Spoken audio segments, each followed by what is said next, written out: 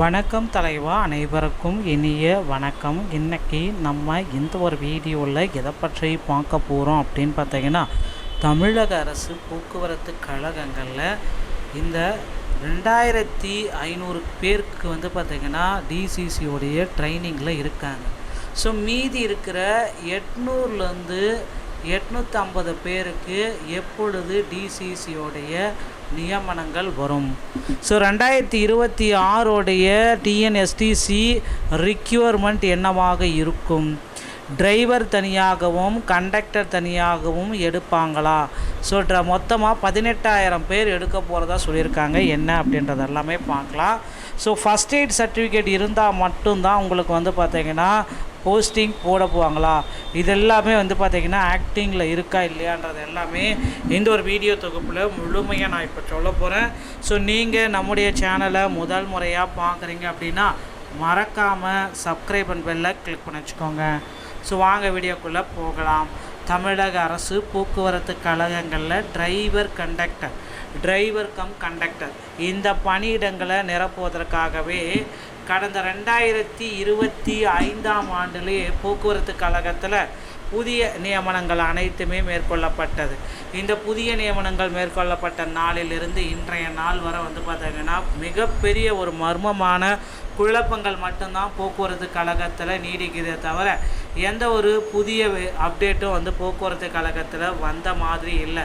எல்லா நண்பர்களுமே சொல்கிறாங்க, நான் இன்டர்வியூ எல்லாம் முடிச்சுட்டு வந்துட்டேன், நல்ல முறையில் எனக்கு எல்லாமே மதிப்பெண்கள் வழங்கினாங்க, ஆனால் எனக்கு பார்த்திங்கன்னா பணி வாய்ப்பை கொடுக்கல, என்னை ட்ரைனிங்கு கொடுக்கல, எனக்கு அப்பாயின்மெண்ட் லெட்ரு வரல அப்படின்ட்டு நிறைய பேர் குளறுபடிகளாகவே போக்குவரத்து கழகத்தில் கத்திட்ருக்காங்க. ஸோ எல்லாருக்குமே ஒரே ஒரு பதில் தான், போக்குவரத்து கழகத்தில் இவ்வளோ நாள் வெயிட் பண்ணிட்டீங்க, அதிகபட்சமாக இன்னொரு இந்த எலெக்ஷன் முடிகிற வரைக்கும் மே 5ஆம் தேதி வரை வெயிட் பண்ணுங்க. அதுக்கப்புறம் பார்த்திங்கன்னா போக்குவரத்து கழகத்தில் சில முக்கியமான அப்டேட்ஸ்கள் அனைத்தும் வரும் அப்படின்றத எதிர்பார்க்கலாம். நீங்கள் எல்லாருமே எதிர்பார்த்த போக்குவரத்து கழகத்தில் அந்த முக்கியமான அப்டேட்டு விரைவில் வர இருக்குது. ஸோ கிட்டத்தட்ட அதிகப்படியான ஆட்களை எடுக்க போகிறாங்க. ஒரு 18,000 நபர்களை பார்த்திங்கன்னா எடுக்க போகிறாங்க.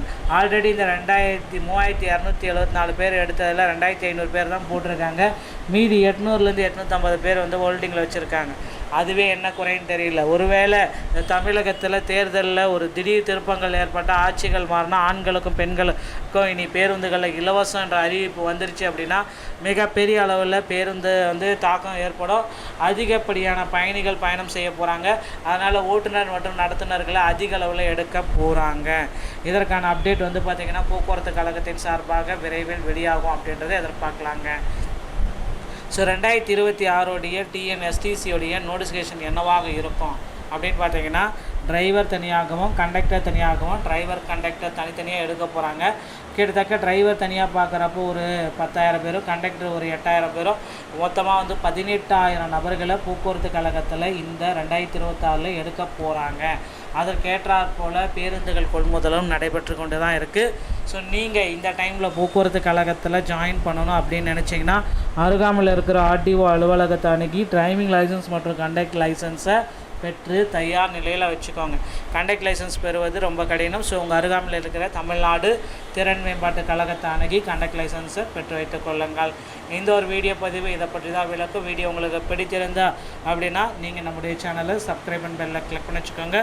மீண்டும் ஒரு நல்ல தகவலோடு நான் உங்களை சந்திக்கிறேன். நன்றி, வணக்கம், தேங்க்யூ.